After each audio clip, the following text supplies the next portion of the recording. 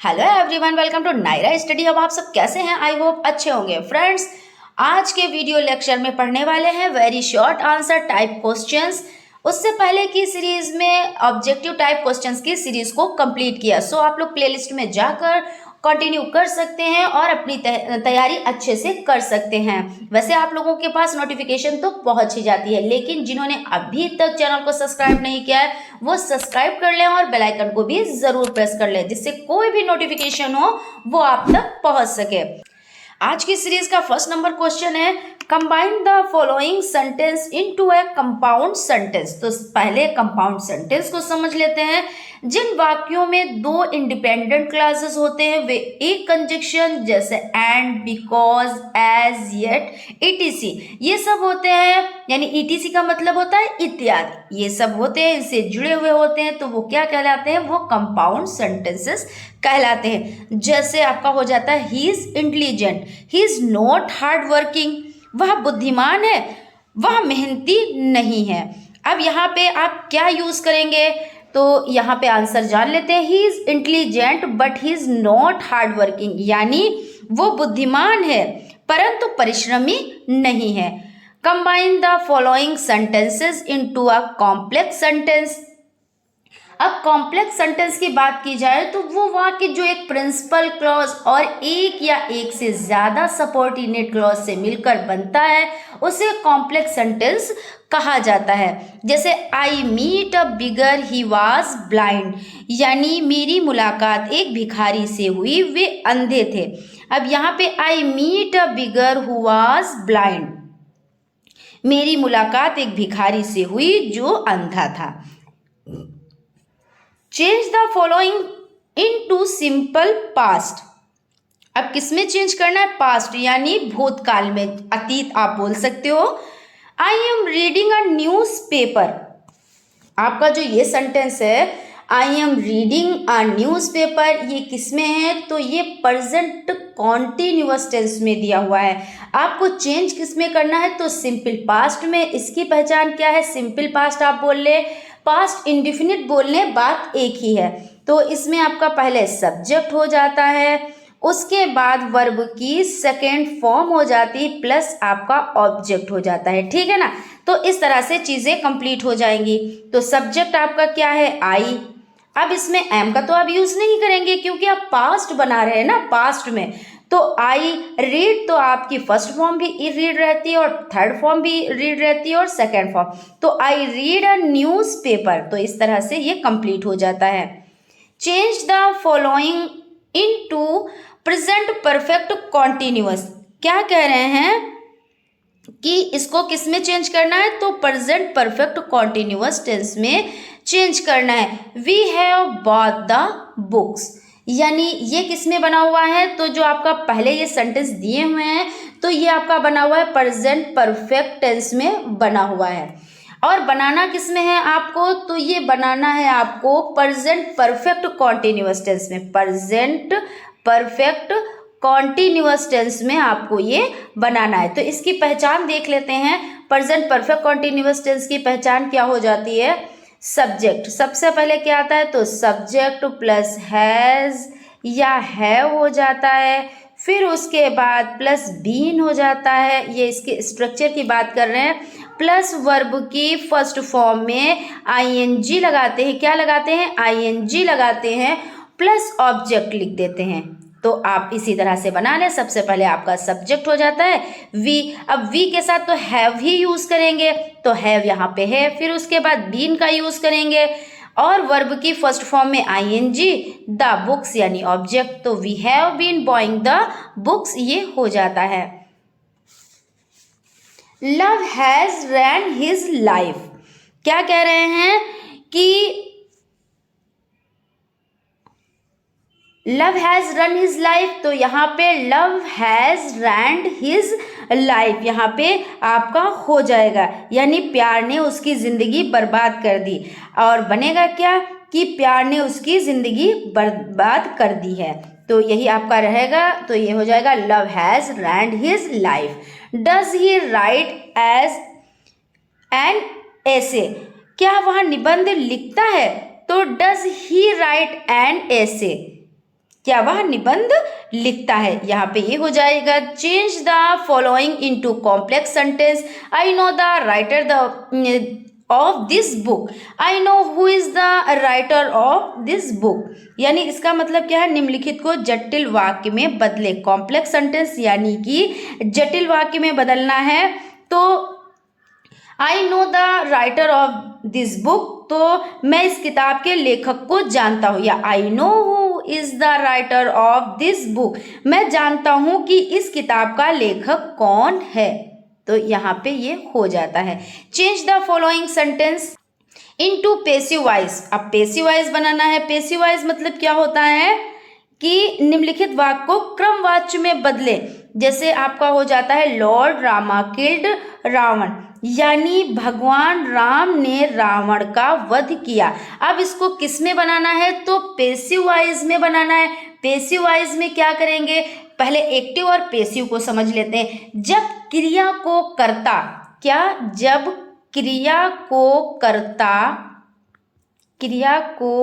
कर्ता स्वयं वह हो तो एक्टिव वॉइस, और यदि क्रिया का कर्ता वह न होकर कोई और हो तो क्या हो जाएगा, तो पैसिव वॉइस हो जाएगा। तो सबसे पहले यहाँ पे क्या लिखेंगे, जैसे लॉर्ड रामा किल्ड रावण, तो यहाँ पे सबसे पहले रावण वाज, क्योंकि किल्ड पास्ट में है तो वाज का यूज होगा और ये थर्ड फॉर्म ही लगेगी, तो killed, Ravan was killed by lord Rama. Change the following sentence into past indefinite tense. Past indefinite tense यानी simple. I draw a beautiful painting, तो आप इसमें देखिए चेंज कर लें। तो इसमें चेंज करने के लिए इसके पहले स्ट्रक्चर की बात कर लेते हैं, आसानी हो जाएगी। तो सब्जेक्ट प्लस वर्ब की सेकेंड फॉर्म प्लस ऑब्जेक्ट हो जाता है, तो इसमें सब्जेक्ट क्या है, आई है, और वर्ब की सेकेंड फॉर्म यहाँ पे ड्रॉ है और यहाँ पे ड्रू है। ए हटा के आप ई लगा दें, उसके बाद आप ज्यों का त्यों उतार दें, यानी कि वर्ब की फर्स्ट फॉर्म में यहाँ पे क्या है, फर्स्ट फॉर्म में आईएनजी लगी हुई है, पेंटिंग है ना, आई ड्रॉ ए ब्यूटीफुल पेंटिंग हो जाती है फर्स्ट फॉर्म। यहाँ पे आप सेकेंड फॉर्म लिख देंगे, उसके बाद ब्यूटीफुल और पेंटिंग हो जाएगा। Combine the following sentence into compound sentence. क्या कह रहे हैं, निम्नलिखित वाक्यों को संयुक्त वाक्यों में मिलाएं। The captain lost his temper, the player also did so. Captain अपना आपा खो बैठे, खिलाड़ियों ने ऐसा किया भी। तो both the captain and the players lost their temper, ये हो जाता है। What do you means by structural approach. क्या कह रहे हैं कि स्ट्रक्चरल अप्रोच, तो संरचनात्मक दृष्टिकोण से आपका क्या तात्पर्य है। तो यहाँ पे देख लेते हैं, according to Menon and Patel, the structural approach is based on the belief that in the learning of a foreign language, mastery of structure is more important than the acquisition of vocabulary।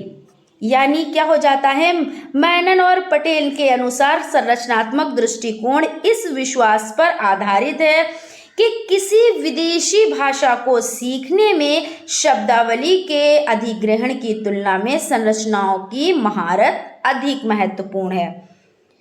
अब question हो जाता है, correct the following sentence. निम्नलिखित वाक्यों को सही करें। Can you give me a few apples, क्या आप मुझे कुछ सेब दे सकते हैं। तो यहाँ पे आपका हो जाता है can you give me a few apples, यहाँ पे आप क्वेश्चन मार्क की, क्या आप मुझे कुछ क्या दे सकते हैं, कुछ सेब दे सकते हैं। Change the following sentence into direct speech. निम्नलिखित वाक्यों को अप्रत्यक्ष वाक्य में बदलिए, यानी इनडायरेक्ट स्पीच में बदलना है, यानी अप्रत्यक्ष वाक्य में बदलना है। तो देख लेते हैं, the teacher said to the students shut the door. Second है, Mohan said to Ram where do you live. इसका आंसर देख लेते हैं, पहले का द टीचर ऑर्डर, क्योंकि टीचर क्या करेगी, बच्चों को ऑर्डर ही तो देगी, तो इस तरह के जो सेंटेंस होते हैं उसमें ऑर्डर लगाया जाता है। फिर उसके बाद the students to shut the door. Mohan said to Ram where do you live, Mohan asked Ram where he lived. Question है fill in the blanks with correct preposition. क्या कह रहे हैं निम्नलिखित वाक्यों का, ये वाला तो आपका हो चुका है। अब क्या कह रहे हैं, प्रीपोजिशन आपको कंप्लीट करनी है, यानी पूर्व सर्ग से भरिए। इसका हो जाएगा he was ashamed dot dot his dirty hands. Second है a mother has a great affection dot dot her child. वह अपने गंदे हाथों से शर्मिंदा था। और सेकेंड हो जाता है एक माँ को अपने बच्चे से बहुत स्नेह होता है। तो इसमें क्या फिल करना है देख लेते हैं। He was ashamed of his dirty hands, तो यहाँ पे किसका यूज होगा, तो यहाँ पे आपका हो जाएगा ऑफ का यूज होगा। किसका यूज होगा, तो ऑफ का यूज हो जाएगा। ए mother has a great affections dot dot, तो यहाँ पे अफेक्शंस फॉर यानी अपने बच्चों के लिए, जब के लिए आता है तो किसका यूज होता है, तो फॉर का यूज होता है। Change the following into present perfect tense. Present perfect tense में बदलना है, यानी पूर्व वर्तमान काल में बदलना है। प्रेजेंट परफेक्ट टेंस आप लोग अच्छे से समझते हैं, ये बहुत ही डिटेल में पढ़ाया जा चुका है, तो आप लोग प्लेलिस्ट में जाके इसको डिटेल में जान सकते हैं। तो किसमें चेंज करना है, present perfect tense. Ram writes a letter, तो ये आपका किसमें हो जाता है ये भी समझ लेते हैं। उसके बाद हम लोग किसमें चेंज करेंगे, प्रेजेंट परफेक्ट टेंस में चेंज करेंगे। तो सबसे पहले ये आपका हो जाता है प्रेजेंट इंडिफिनिट टेंस। और चेंज किस में करना है, प्रेजेंट परफेक्ट टेंस। तो इसका जो स्ट्रक्चर हो जाता है, तो स्ट्रक्चर की बात करें तो सबसे पहले सब्जेक्ट हो जाता है, प्लस आपका हैज या है हो जाता है, प्लस आपका हैज या है हो जाता है, प्लस आपका वर्ब की थर्ड फॉर्म हो जाती है, प्लस ऑब्जेक्ट हो जाता है, प्लस ऑब्जेक्ट हो जाता है। तो इस तरह से ये चीज़ें हो जाती हैं। अब इसको समझ लेते हैं, इसको रखना कैसे है। तो आपका हो जाता है राम, तो सब्जेक्ट राम ही रहेगा। अब यहाँ पे हैज या हैव, तो राम एक वचन करता है ना, सिंगुलर है, तो राम हैज। अब कौन सी फॉर्म लगेगी, तो वर्ब की थर्ड फॉर्म, तो राइट की रिटन हो जाएगा। और ऑब्जेक्ट क्या हो जाएगा, अ लेटर, यानी Ram has written a letter. उसके बाद आपको हो जाता है correct the following sentence. Mohan prefers coffee than milk, यानी क्या कह रहे हैं यहाँ पे समझ लेते हैं। मोहन को दूध की अपेक्षा कॉफी अधिक पसंद है ना। और यहाँ पे है Mohan perfects coffee than milk. Mohan को दूध की अपेक्षा कॉफी पसंद है। और देखो यहाँ पे पहले आपका हो जाता है क्या है, Mohan prefers coffee than milk, यानी कि क्या कह रहे हैं कि मोहन को दूध की अपेक्षा कॉफी अधिक पसंद है। तो Mohan prefer coffee to milk, than हटा के यहाँ पे टू का यूज करेंगे, तो यहाँ पे टू लिख देंगे, ठीक है ना। Complete the following sentence using an appropriate conjunction. Pavan is a handsome dash intelligent boy. Pavan एक सुंदर और बुद्धिमान लड़का है। तो यहाँ पे जैसे आप ऐसे बोलेंगे, सिंपल बोलेंगे कि पवन एक सुंदर और बुद्धिमान लड़का है, तो और के लिए इंग्लिश क्या लगाएंगे, तो और के लिए एंड ही तो लगाएंगे, तो यहाँ पे एंड यूज कर लेंगे। लीजिए ऐसे ही समझ में आ गया, क्वेश्चन आपने पढ़ा और आंसर आ गया। इस तरह से चीजें हो जाती हैं। अब क्वेश्चन है which type of sentence March forward is imperative of exclamatory, यानी मार्च फॉरवर्ड किस प्रकार का वाक्य अनिवार्य समस्या बोधक है। तो ये इम्परेटिव है, यानी कि कैसा है, अनिवार्य है। इम्परेटिव मतलब अनिवार्य हो जाता है। Change the following into complex sentence. निम्नलिखित को मिश्र वाक्य में बदले। वह गरीब है लेकिन ईमानदार है, यानी he is poor but honest. वह गरीब है लेकिन ईमानदार है। अब इसको किस में चेंज करना है, complex sentence. All thought he is poor he is honest, हालांकि वह गरीब है फिर भी वह ईमानदार है। क्योंकि देखिए गरीबी अलग चीज होती है और ईमानदारी अलग चीज होती है। तो क्या कह रहे हैं, हालांकि वो गरीब है लेकिन वो ईमानदार है, तो ऑल थॉट, हालांकि यद्यपि इसके लिए ये यूज होता है।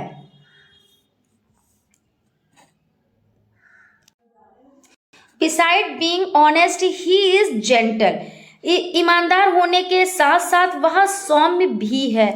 तो he is not only honest but also gentle, यानी यहाँ पे क्या यूज हुआ, ही ऑनेस्ट के बाद बट, परंतु वह, परंतु किंतु के लिए क्या यूज करेंगे, तो बट यूज करेंगे। Fill in the blanks by selection appropriate conjunctions from the brackets.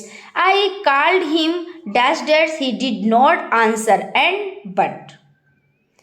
मैंने उसे फोन किया, उसने कोई जवाब नहीं दिया। यहाँ पर और या लेकिन, एंड मतलब और होता है, एंड मतलब और होता है, और बट मतलब क्या होता है, लेकिन होता है, बट मतलब लेकिन होता है। तो यहाँ पे क्या फिल किया जाएगा, उसके बाद दूसरा सेंटेंस भी देख लेते हैं, उसके बाद आंसर की तरफ चलते हैं। Work hard dash dash you will be punished, और एंड यानी या, और का मतलब क्या होता है, या, और एंड का मतलब और ही होता है ना।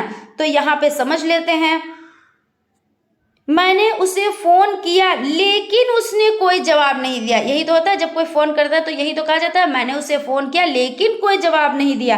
तो लेकिन के लिए क्या यूज करेंगे, बट यूज करेंगे, यहाँ पे एंड तो नहीं यूज कर देंगे। Work hard you will be punished, यानी कड़ी मेहनत करो वरना सजा मिलेगी, वरना और, यही तो होता है ना।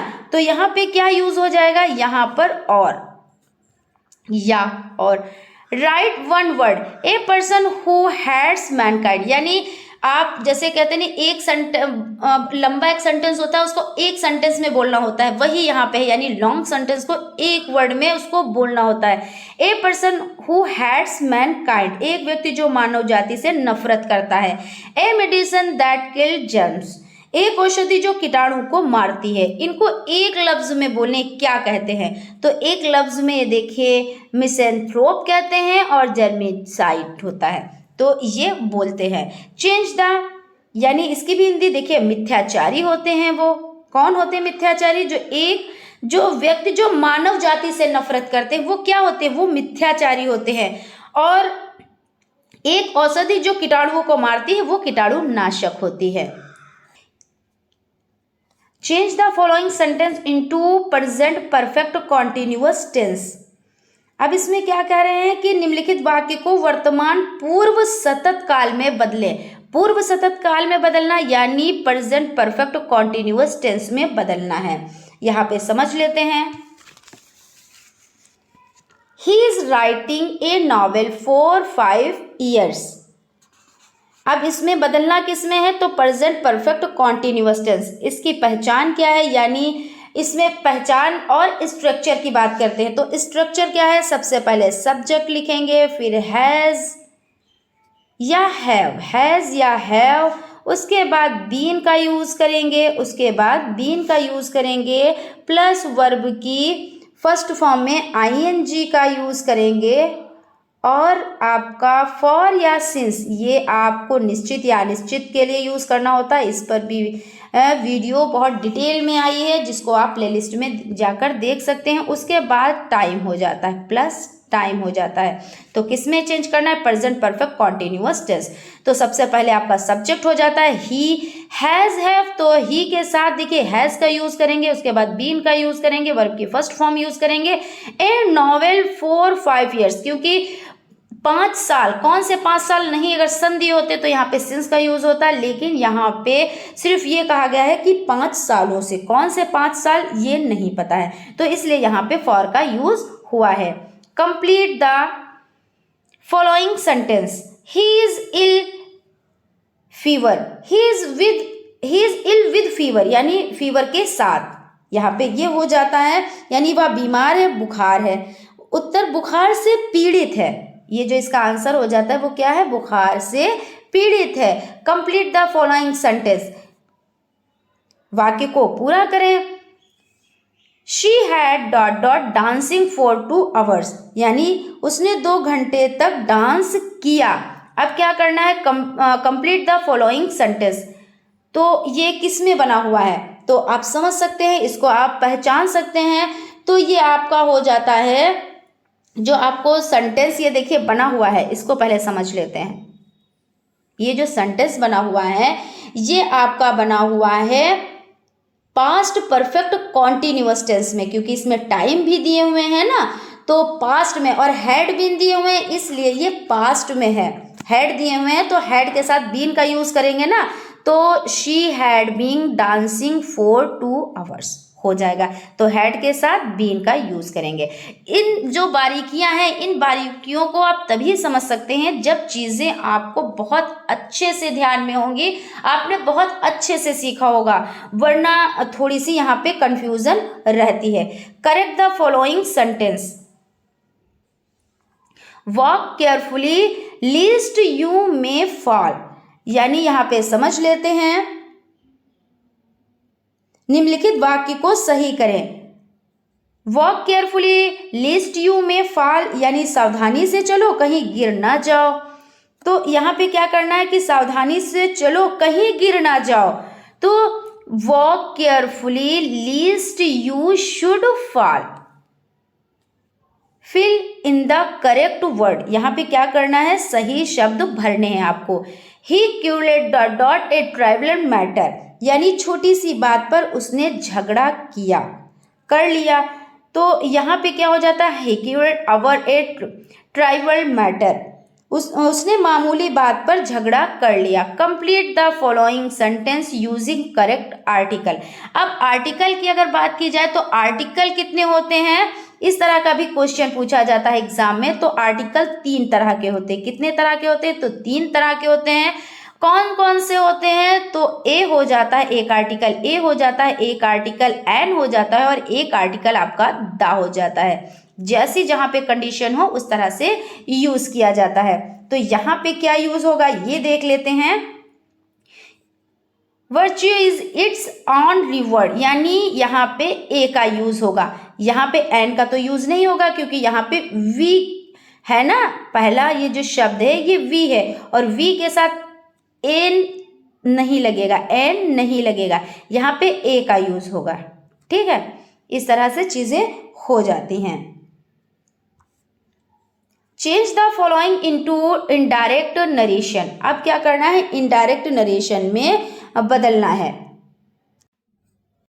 The teacher said to the student, why have you not completed your homework. तो टीचर ने कहा, यानी शिक्षक ने छात्रों से कहा, तुमने अपना होमवर्क क्यों पूरा नहीं किया। तो टीचर सेड, यानी यहाँ पे सेड टू है, तो सेड टू को आस्क में बदल देंगे, सेड टू को आस्क में बदल देंगे। द स्टूडेंट, यहाँ पे वाई है तो वाई ही रहेगा।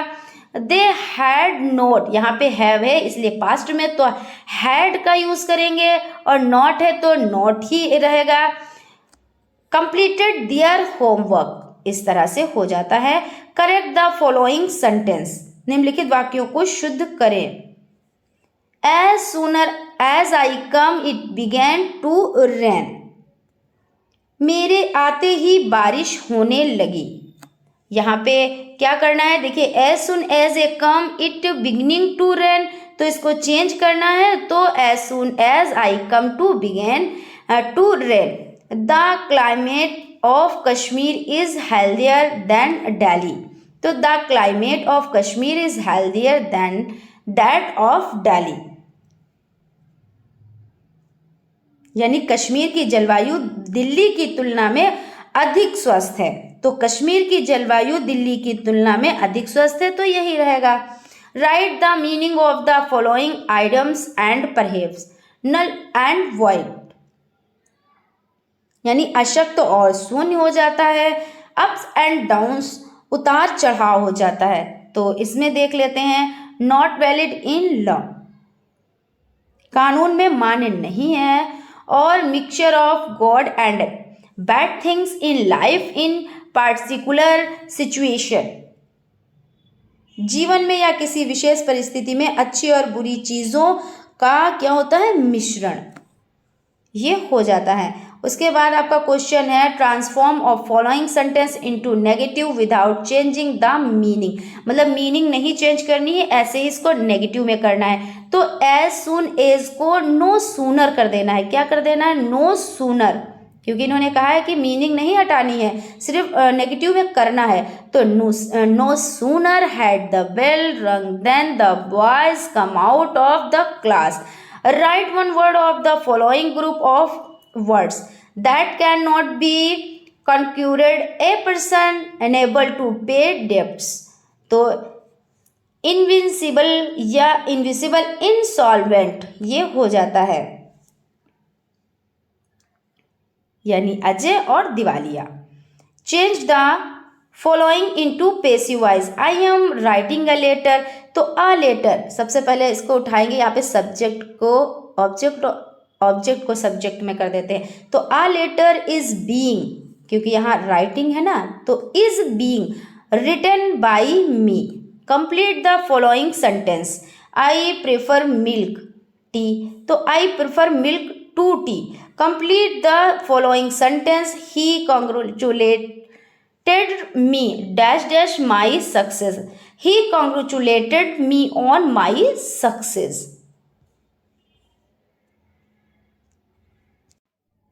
Complete the following sentence into complex sentence. In spite of working hard he failed. यानी हालांकि उसने कड़ी मेहनत की फिर भी वह असफल रहा। In spite of working hard he failed, तो thought he work hard he failed, यानी यद्यपि उसने कड़ी मेहनत की लेकिन फिर भी वो फेल हो गया। Complete the following sentence. निम्नलिखित वाक्यों को पूरा करें। If you hard work hard you dash dash passed, यानी अगर तुमने मेहनत की होती तो तुम पास हो गए होते। तो if you hard work hard you would have passed, ये हो जाता है। क्वेश्चन है change the following into past continuous tense में चेंज करना है। Mohan has been reading for 2 hours। Mohan was reading for 2 hours। यहाँ पे इसलिए एक्सप्लेन नहीं किया है क्योंकि अभी कई बार इसी तरह के टेंस आ चुके हैं जिनको डिटेल में डिस्कस किया है, ठीक है ना। Change the following into complex sentence. He worked hard but he failed. All thought he worked hard he failed. Change the following into indirect speech. He said to me, why have you not done his work? The boy said, let us go to play. He asked, अब इसका देखिए यहाँ पे देख लेते हैं। He asked me why I had not done that work. The boys proposed that they should go to play. Complete the following sentence. If you had worked hard, you ... passed in the examination. He worked hard so that he ... pass. तो if you had hard work, इसको देख लेते हैं। If you had worked hard, you would have passed in the examination. और इसको second वाले को देख लेते हैं। He worked hard so that he ... pass. He worked hard so that he might pass. What do you understanding by structural approach? Structural approach is a scientific study of the fundamental structures in English language, their analytic and logical arrangement. यहाँ पे समझ लेते हैं इसको। संरचनात्मक दृष्टिकोण अंग्रेजी भाषा की मूलभूत संरचनाओं, उनके विश्लेषण और तार्किक व्यवस्था का वैज्ञानिक अध्ययन है। राइट वन वर्ड, यानी एक शब्द में लिखें। One who speak on behalf of other, जो दूसरों की ओर से बोलता हो। Which can not be corrected, जिसे सुधारा ना जा सके। तो स्पोकन पर्सन होता है ये जिसको मतलब जो दूसरों के ओर से बोलता है, तो ये वो प्रवक्ता होता है, उसको प्रवक्ता कहते हैं। और सेकंड आपका हो जाता है इनकॉरिजेबल, यानी असुधार्य हो जाता है, इसको असुधार्य बोलते हैं, ये आपका हो जाता है। उसके बाद आपका लास्ट क्वेश्चन है as soon as and reached the teacher entered the class, change into negative sentence. इसको नेगेटिव में चेंज करना है, तो एज सुन एज को काहे में कर देंगे, नो सूनर में कर देंगे। किस में कर देंगे, तो नो सूनर हो जाएगा। Had I reached than the teacher entered the class. इस तरह से आपका आज का क्लास कंप्लीट होता है। आई होप आप लोगों को सेशन अच्छा लगा होगा। अगर सेशन अच्छा लगा है तो प्लीज़ एक लाइक ज़रूर करें। अगर अभी तक आप लोगों ने चैनल को सब्सक्राइब नहीं किया तो प्लीज़ सब्सक्राइब कर लें और बेल आइकन को भी ज़रूर प्रेस कर लें, जिससे कोई भी नोटिफिकेशन हो वो आप तक पहुंच सके। Thank you.